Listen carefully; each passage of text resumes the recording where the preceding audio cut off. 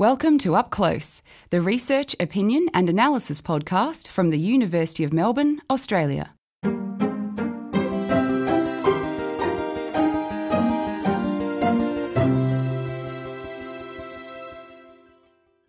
I'm Elizabeth Lopez. Thanks for joining us. If you were to ask most people to identify one or two innovations that had transformed life as we know it, they'd come up with a list of inventions: Velcro, the internet and the iPhone. But in business, the road to hell is paved with good inventions. For every iPhone, there's a good idea that just failed to get the success it deserved, like Bluetooth, or an idea that failed in the Darwinian struggle for a place in the hearts of fickle consumers, such as the Betamax video format, New Coke, or the food additive Alestra. Once upon a time, businesses in advanced economies had a good chance of surviving if they offered superior quality, good customer service and, better still, a star product. And offshore manufacturing was for shoddy, cheap goods. But for our guest today on Up Close, Professor Danny Samson, who lectures in Operations Management at the University of Melbourne's Faculty of Business and Economics, technological change has blurred those old demarcations. He says companies can no longer rely for much time at all on the competitive edge offered by a single innovation. He says companies large and small need to get serious about developing what he calls a systematic innovation capability, a capability that transcends the occasional product failure or setback. Welcome to Up Close, Danny. Thanks, it's great to be here. Innovation would have to be one of the most overused words in business and government, and everyone agrees advanced economies need to innovate to stay economically competitive. But what does this really mean? Well, let me say a couple of things about innovation and then systematic innovation capability. So the first thing to probably differentiate is that innovation is much more than invention. A lot of people, I think that when they've had a good idea, and I've had some good ideas in my life, that's the easy part. The hard part is turning a great idea into a commercialised, value-adding product, either for a marketplace or indeed for society in general. So innovation is the taking of an invention and then going through the hard work after you've invented something or done some research and development and come up with a value-creating idea of some kind and then being able to scale it up, mass produce it, introduce it to a market or society. So it's a nice marriage of creativity plus maybe applying it to a business model. Do most businesses, in your view, understand that? Yeah, I think they do, but there's a great difference between being able to understand it and being able to do it systematically and consistently well. And that's what I studied. So the first thing about innovation is that it's also not just about new products and services. Of course it's about new products and services. There's my iPhone on the table, and there's an example of a systematically innovative company. There are many. So as well as products and services, same company, iTunes and so on, it's also about new processes, new technologies, and indeed completely new ways of organising and running a business, such as new marketing methods. They can be innovative too. And that's our general definition of innovation, that it's about anything that is new. So the first and perhaps the most important thing to say about innovation is that it simply is about new.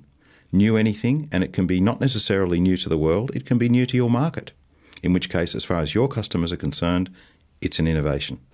Well, we all know about Google and Apple and all those high-profile firms, but can you tell us about some other firms that are doing innovation really well? What do they seem to have in common? Yes, absolutely. So what our study was of companies that are systematically innovative and have a capability to keep on with a stream of innovations. And as I've already defined, that means products, services, processes, technologies, business models, methods of going about marketing and sales, and just methods about going about your business. Now, those companies range from very large to even very small. So it's important to say that any organisation, from the biggest to the smallest, can be systematically innovative. And the byline I like to use for systematic innovation is that it is not just about having the occasional lucky break, as if somehow we stumble upon something. And that's good when that happens, but I don't think I'd like to rely on that if I was the manager or owner of a business. Hence the term systematic innovation capability. And it's about an underpinning set of drivers and factors and investments that people make in that capability of how they organise to effectively take product, services, technologies, as I keep saying, through to fruition and value creation. So is this something that just applies to large companies? You talk about being able to tolerate the few odd failures. A lot of small businesses or medium-sized businesses would say this is something we just can't afford, to have a few guys in special projects faffing around, coming up with something that might not deliver on the bottom line. Yeah, great question. And of course, large companies can have larger budgets and have the ability to take larger risks. And an example of a company that took a large risk and actually has made a great success of it is Toyota, with the hybrid synergy drive technology that's now right through their range in many countries, including in Australia with the hybrid synergy drive Camry. And I've been to their businesses in Japan, studied them in the US as well, where they've taken that technology and successfully scaled it up, and they keep on keeping on. They're into version 3 or 4 of it now, where they keep on improving it through further and further incremental innovations once they were successful with the radical innovation. So I started by saying with large companies like Toyota, they can take big risks occasionally. But I do want to say that I studied 6 or 7 small companies as well, and on a smaller scale, they absolutely can take those kinds of risks. I studied a small company in the textile industry, total number of employees 30, family-owned company. They employ 2 full-time people driving innovativeness in their organisation. So it's economies of scale, if you like, in the sense that in a proportionate sense, they've got a very large investment in being innovative and overcoming other disadvantages they have, such as the high labour cost, of being in the textile industry in the first world.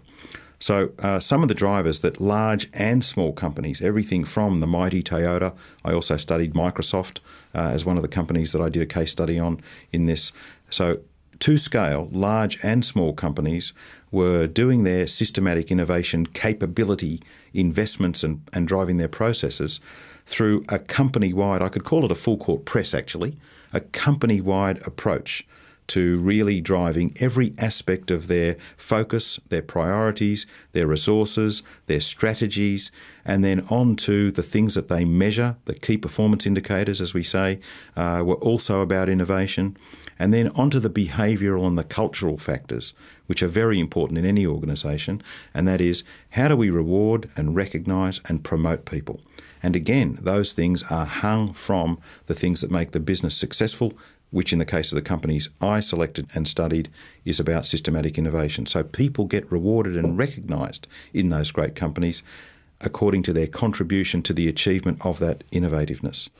Well, while we're on people, what sort of leadership qualities do you need if you're going to be innovative as a company? That's a wonderful question.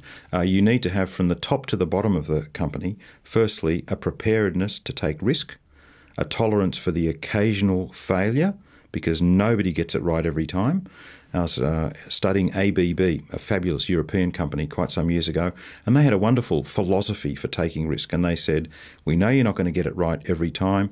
Failure is okay, it's tolerated, as long as your batting average is high. In other words, we expect you to get it right a fair bit of the time, maybe even most of the time, but we have a preparedness to take risk, and we understand, and we have to have a tolerance of the occasional failure. Many companies are very conservative and highly risk-averse, and that thwarts creativity and innovation because people are seen to be only as good as their last activity or their last decision. How in, say, a large multinational company do you change an embedded risk-averse culture?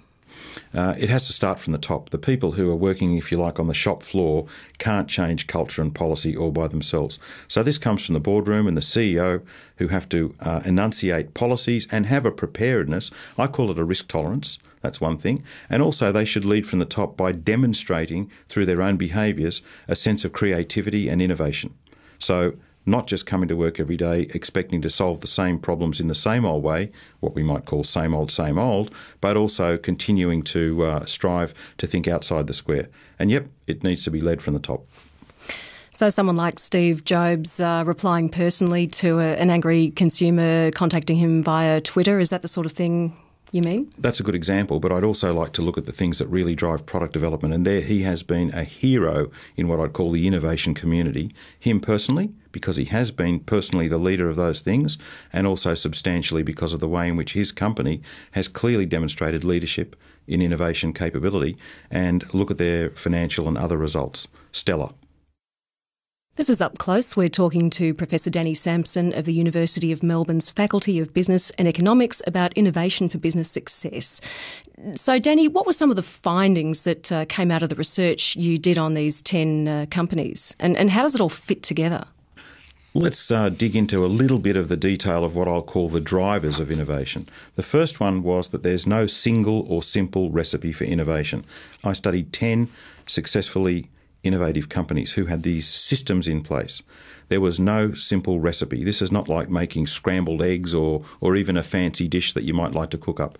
Every organisation has a unique opportunity set and a different place that they're starting from. So I can't say that there's a recipe.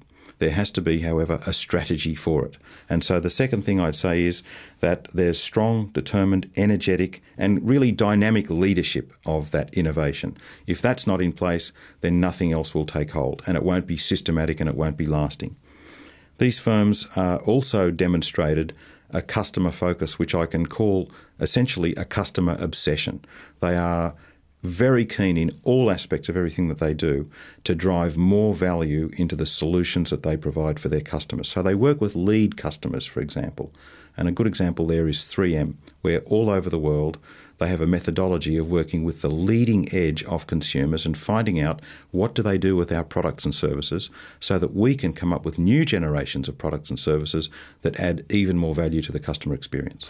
And you use an interesting example with 3M of their lead customers being mostly surgeons who needed infection control materials, but also Hollywood makeup artists. Yes, and 3M are in very many different industries, and I'll give you another example.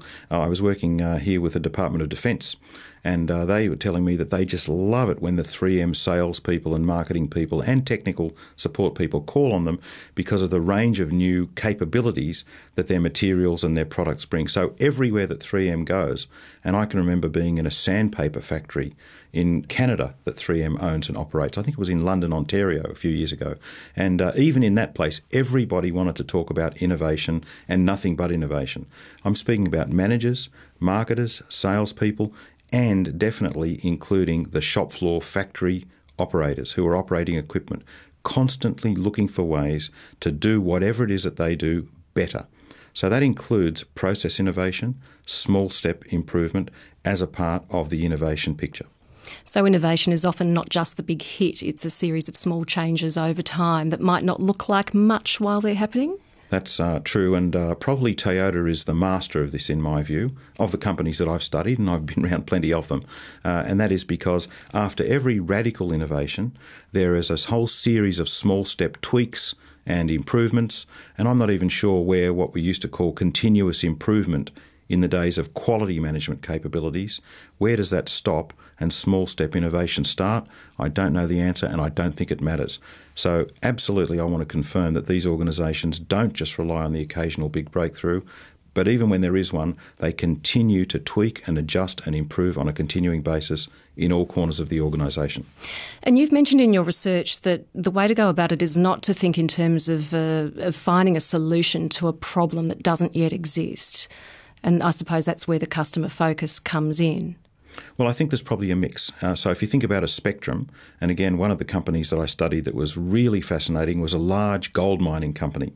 So I picked that example to use to illustrate this because there's a company that finds it very difficult to differentiate based on the product. When you're producing bars of gold, wonderfully valuable things as they are, I think it's $1,500 and something an ounce these days, the fact is that it's a commodity and it's not possible to differentiate in the product. But it is possible to differentiate very much in the process and to drive, obviously, cost reduction and profit margin very much through improvements to the efficiency of their processes. And that company has gone from being not very innovative more than 5 years ago through very determined leadership and the resourcing of innovation to now driving their costs down through process innovation focus. And they do big things and they do lots and lots of little things. What are some of the things that they did? Oh, it's fascinating. I didn't realise until I went into that company just what a hotbed of innovation mining can be, because many people, including, before I was into the mining sector, think that mining is just about, millions of tonnes of rocks and moving them and crushing them and grinding them and then, getting the the valuable minerals out. And yes, it is about all that stuff, but it's also about improving the processes and the technologies and the efficiencies. For example, Newcrest is doing underground cave block mining, and these companies are also bringing together biological processes for leaching out the minerals from the rock. Amazing confluence of new technologies, apart from improvements in the efficiencies of the actual mining operation. I was talking to one of my students who's a senior executive in one of our executive programs here at Melbourne Uni, and he was saying that the next mine that they built is going to be completely operated without any people on site. It's going to be remotely operated from a control room thousands of miles away. So innovation is up and down the mining sector. Danny, you say that firms don't necessarily have to be all that innovative in-house. They can outsource their innovation, as Sony did a couple of years ago, inviting hackers to suggest new ways and means to enhance PlayStation. Tell us a bit about open innovation and how you can drive it. Yes, open innovation is a relatively new term. If you think about innovation, it's been around for a very long time. People and companies have been innovative, since the year dot, let's call it. However, in recent years, with modern organisations, contracts and markets, and the sophistication of technology, let me start by saying the issue or the problem is that no organisation can keep up with all of the different types of technology and process development that's required. So organisations have had to find ways to cooperate and collaborate with others, simply because they might well only have part of the solution themselves to go forward. This is happening very much in internet space, in e-business space, if you like. It's happening very much in biotechnology. It's also happening in the defence sector, and that's probably the best example to use here. I've done some consulting work in the defence sector, in which even the defence sector that used to be, as you can imagine, a little bit, I'll call it cloak and dagger, but more seriously, secretive and keeping their technology and their developments to themselves, they've had to realise that they can't control and develop all of the technologies that they want. So even the defence sector has had to open up their boundaries, if you like, of their technological space and realise that they can learn, for example, from the gaming sector, from the movie industry in terms of the simulations that go on, and from a range of other places. So open innovation works well when it's done appropriately. You can create win-win collaborative relationships whereby your organisation, listeners, might only have a part of the solution that's required to really create value, but by teaming up with some other organisations, a lot of value can be created. How do you reconcile the security or IP aspects with, getting access to knowledge that you don't necessarily have in-house? Yes, there's some complexities to it. Life is a lot easier when everything can be done under a cloak of secrecy and behind walls. So you use contracts and trust. So you have to be prepared to trust with partners, work with people, build relationships, but typically behind that you need to have lawyers and you need to have contracts so that if things ever do go wrong, things are done properly underneath that. Now, all this innovation is going to cost you, isn't it? Yes, of course. You only get back if you invest.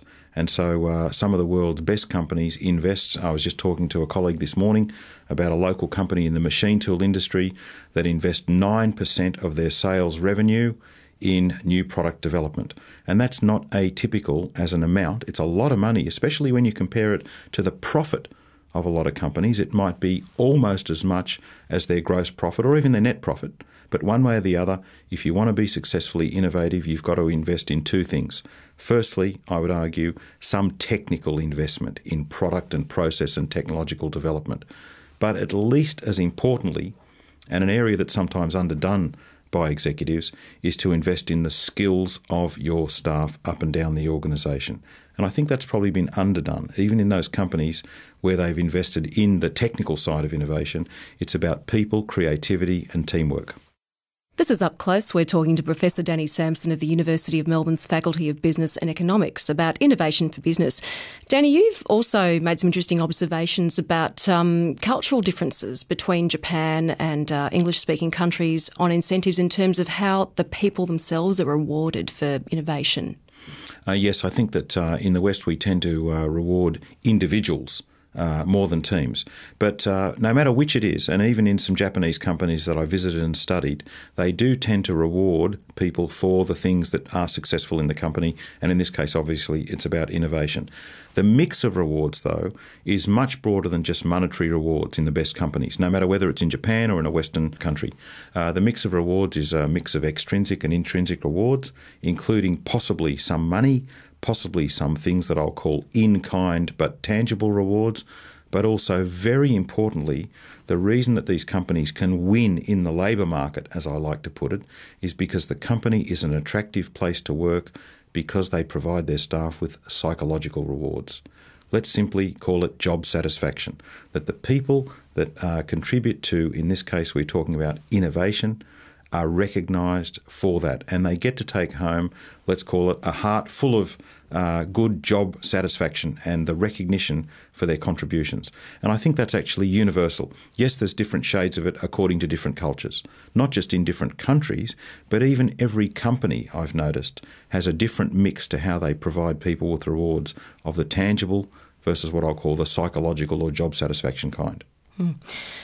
I guess it's fairly clear to see what's in it for businesses in advanced economies because they can't compete on things like rent and labour costs. But what is there in this for businesses in developing economies where they can gain the edge on competitors because they do have access to very cheap labour and land? Let's pick a country such as Korea. Visited there, and it used to be a low-cost place, and a lot of business activity was generated 20 years ago because of the low-cost structure. And if you want to go back 20 years further than that, Japan used to be such a place. And that doesn't last forever is what I'm obviously on about. These companies and countries go through cycles, and as a country industrialises, and inevitably China is going through that now, of course, inevitably you can't be a low-cost region or country. And even as we speak, manufacturing and other businesses are moving out of the expensive, and I mean relatively expensive, regions around Beijing and Shanghai, and they're moving west and they're moving other places in search of low cost. So you can use the low cost advantage for a while, but ultimately you have to compete on other things. And for a while you might be able to compete in some industries on quality, but even that's substantially over. Even inexpensive cars from inexpensive countries now have got at least adequate, if not excellent quality. And so that only leaves one other endless, and I do mean endless, the ultimate competitive weapon, which is never ending, which is, of course, innovation. Danny, is there a role for government in all this, or are businesses best to keep away? Oh, I think that there is a role for government. Government can facilitate innovativeness in a few different ways. Firstly, I think that government can help with sunrise industries. It's difficult for early stage industries and technologies to be fully supported only by private sector. So I think government can do this. And I'll give you an example again, since we've just been talking about other places. The Japanese government, going back 50 years or so, MITI is famous for having brought together industry leaders and said, we want to have a national policy and a national technological development in this area or that area, and industry does come to the party. So one role of government is to facilitate the development of sunrise startup technologies and industries. Perhaps even more important is the role of government in providing a creative and skilled workforce. As again, that allows me to make the point that innovation is not just the province of scientists, business leaders and engineers, and I'm allowed to say that because I am a chemical engineer by original career and training. Innovation comes from the whole of the workforce. So the whole creative mindset, the ability to work in teams, the ability to think outside the square, those can all be provided by the education system, which is substantially the province of government. Do governments tend to realise this?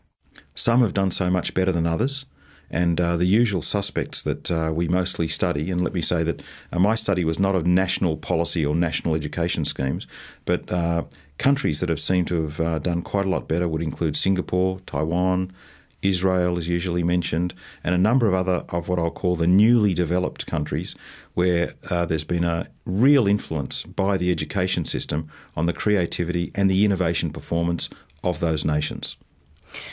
We haven't talked about sustainability yet. How is that related to innovation? I imagine a lot of firms would see it as simply an add-on that would be nice if we could ever get around to it. How do you feel it's intrinsic to all of this? quite a few of the companies who are advanced in innovation also happen to be advanced in their approaches to sustainable development. So the first thing that somebody like me, who studies this as best we can from a scientific perspective, says, is that coincidence? And the answer is, I think not. There are causal mechanisms that cause companies who are advanced in innovation to also be advanced in their policies, strategies and practices of sustainable development. Because to be advanced in sustainable development means doing good things, not just for your financial bottom line, but for your environmental bottom line and also for your social and community outcomes as well. That requires you to do innovative things in order to, for example, pollute the world a little bit less, to reduce your carbon emissions or your heat output or whatever it might be, and also to do innovative things in the community, by definition, requires a stance on innovation. So those two things go absolutely hand in glove. And so one example you researched was of a bakery that does all sorts of things like cogeneration in its factory to trap the heat used in baking and use it for other energy generation purposes. They use a hybrid vehicle for deliveries. What drove that? Was it about compliance, or did they really drive it from a firm belief that this was a good thing that would also help the bottom line? The second of those things. It definitely was much more than compliance. It's relatively easy to comply with the law because in many cases the law sets a relatively low level in terms of just a straight-out compliance.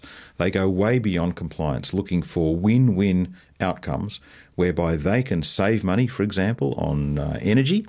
They went much further than that. They firstly looked into their processes so that they could save heat, and they could also find more efficient ways to cool things, because when you're doing baked products, I'm not an expert by any means, but you have to heat stuff up, obviously, and you have ovens, but you also have to be able to rapidly cool things as well. And so they redesigned all of their processes and their equipment in order to save energy. Now, of course, you've got to make an investment. You've got to spend some money to make some money, of course, in business, and that includes in innovation. And to improve your sustainability through being innovative in the design of your equipment, they went a long way beyond compliance.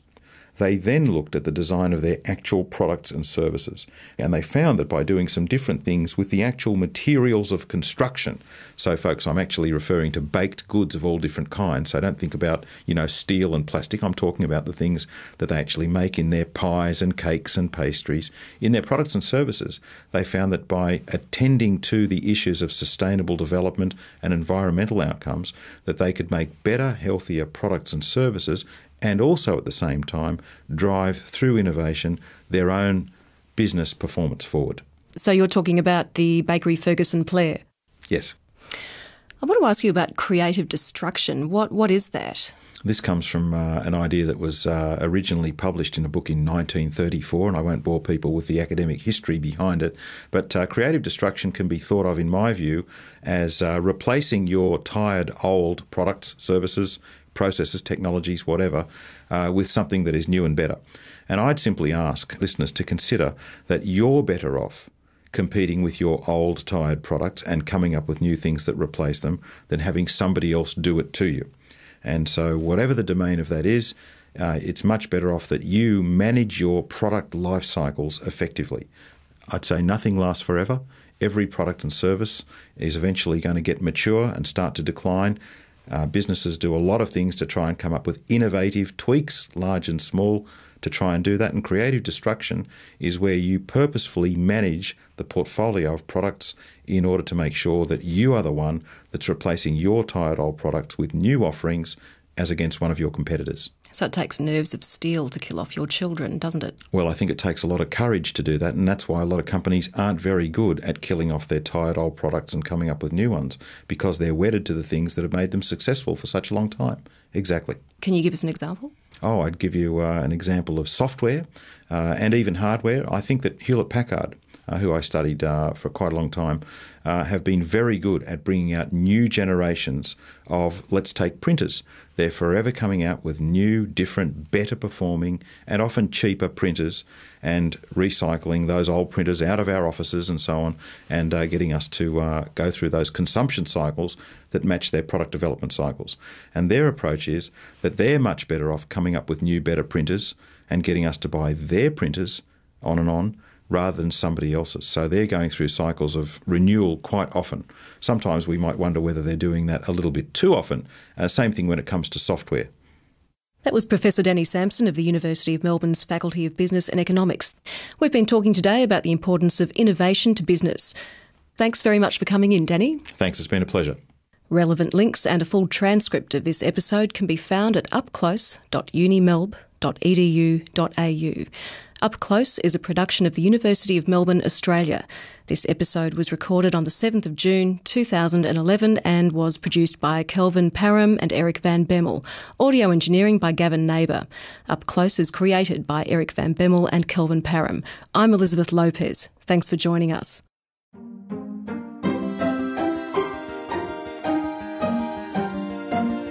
You've been listening to Up Close. For more information, visit upclose.unimelb.edu.au. Copyright 2011, the University of Melbourne.